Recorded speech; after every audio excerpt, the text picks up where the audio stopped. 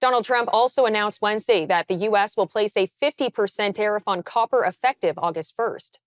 The U.S. president, who made the announcement on Truth Social, says the decision was made after receiving a national security assessment. The news comes just one day after Donald Trump said he would impose a 50% tariff on copper imports, but hadn't revealed a date as to when they would take effect. According to Natural Resources Canada, the U.S. was the country's largest copper importer in 2023, accounting for 52% of the total export value, followed by China and Japan. That same year, Canada's exports of copper and copper-based products were valued at $9.3 billion. Chile, Canada, and Peru accounted for more than 90% of the United States refined copper imports last year, according to the U.S. Geological Survey. For more on the latest batch of tariffs, our correspondent Wyatt Sharpe joins us. Wyatt, thank you for the time today. Thank you. Happy to. Now, Trump announced a 50% tariff on copper imports, citing national security concerns. What do you make of that justification? Does that hold up? Yeah, I mean, it's certainly interesting. We've seen kind of that rhetoric being touted as the main reason for why some of these tariffs are being placed on not just Canadian imports, but imports from many other countries as well. Certainly places like Mexico, China as well. The regime there certainly has been the target of conservatives and of Republicans for a long time. Donald Trump, it seems, might not be taking as much of an anti-China approach just because he doesn't want to jeopardize that relationship necessarily. But on the national security front, what we're seeing, I think, is Donald Trump using things like the fentanyl crisis, for example, and the amount of fentanyl that is pouring into the United States, in particular from the southern border. He also likes to say it's coming from the northern border, although that is not as substantiated. If you listen to Canadian officials, they're quick to point out the fact that it's more than 50,000 pounds of fentanyl that actually comes in from the southern border, whereas it's, less than 50 pounds that comes in from the Canadian border. And so that's, a figure that's been touted a lot, as I said, by a number of different Canadian government officials.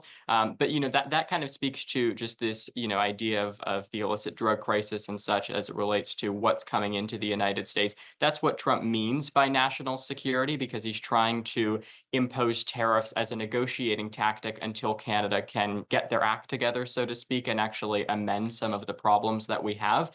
So tariffs is really just, as I said, being used as a way to hopefully mitigate some of the problems that the United States feels Canada is contributing to.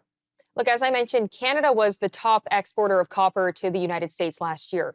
What kind of economic impact could this move have on Canadian producers and exporters? Yeah, and we're certainly seeing a lot of that. I've been talking to some people, even just here in the United States, who, I'll get to the Canadian impact in a second here, but with respect to even the American impact, right, the tariffs going to, Canada and Mexico and what have you, they're actually still impacting people in the United States as well, because it puts strain on a lot of small businesses and on, a number of the different products that they are responsible for producing. And so I think people in Canada and Canadian businesses is certainly perhaps the most relevant example of how tariffs are impacting us. But then also, I mean, as you said, you mentioned copper, and that's an example of how anytime now Canadians go to buy something, copper is very much plays a role in kind of the overall trading environment between our two countries. Things are going to be inflated even more than they already are. The US dollar is at a very weak level right now, whereas the Canadian dollar is stronger. Whereas, people who are watching this might think that, a weaker dollar is a bad thing. In the sense of tariffs, Donald Trump has said he's aiming for a weaker dollar, as that can actually help to, improve kind of the overall negotiating abilities. And with the U.S. heavily reliant on imports from Canada, Chile, and Peru, could this tariff disrupt supply chains or drive up domestic prices in the U.S.? I think what you're likely to see is perhaps, efforts to diversify trade both within, Canada and the United States. Canada has really at all of the different meetings, whether it be NATO, whether it be at the G7 that was happening in Kananaskis, Alberta, Canada's really making an effort to try and look beyond the United States for trade. But unfortunately for us, the reality is anytime you go to any store really in Canada, you're bound to have almost every product that says, if not made in China, it's likely to say made in the USA. And so the United States knows that, right? They know that they have most of the leverage on this, whereas Canada doesn't have that much. Canada does, it's about 65% of aluminum imports into into the United States are coming from Canada. But really, unfortunately, that's really the only negotiating tactic and figure that Canada can cite that actually is to its benefit, because the US does have most of the statistics and numbers at this point in their favor. But also, I would say Canada has really just been saying that trade deficits are not actually a bad thing, right? The United States and Donald Trump believes that it is.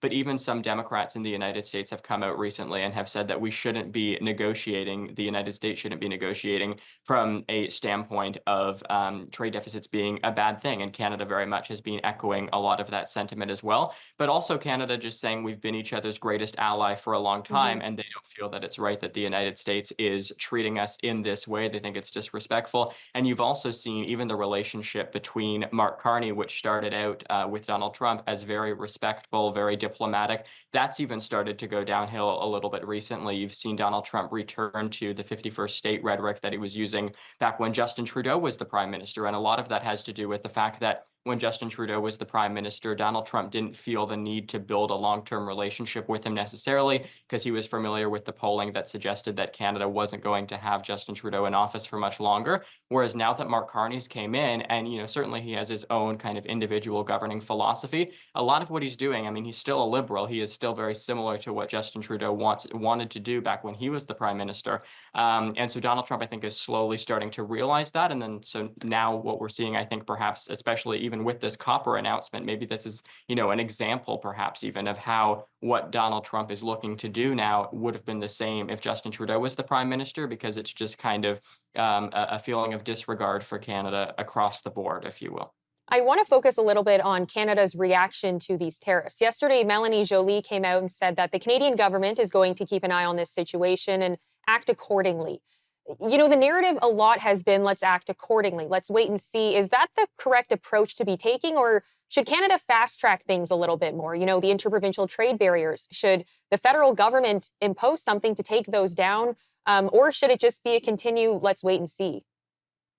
Yeah, I think that's a very valid question, because I also think what Canada has had a tendency to do over the course of this trade dispute is just blame everything on Donald Trump. And well, Donald Trump can take a lot of the blame. I don't think he can take all of the blame, because even I talked with the Alberta Premier Danielle Smith a few weeks ago, and she told me that retaliatory tariffs, which are the tariffs that Canada is imposing, are actually the ones that are causing the most harm to businesses in Alberta and across the country, right? And so Canadian officials and various people within the federal government are often quick to say, well, it's Donald Trump's fault, without necessarily assessing kind of what they've been doing, maybe taking another look at what they've been doing in the form of retaliatory tariffs to try and perhaps amend their strategy. Because to your point, I mean, we've kind of just been playing this game of let's wait and see throughout the entirety of this trade war, and look where it's gotten us, right? This has been ongoing really ever since Donald Trump got elected on November 5th of 2024, certainly after he took office on January the 20th.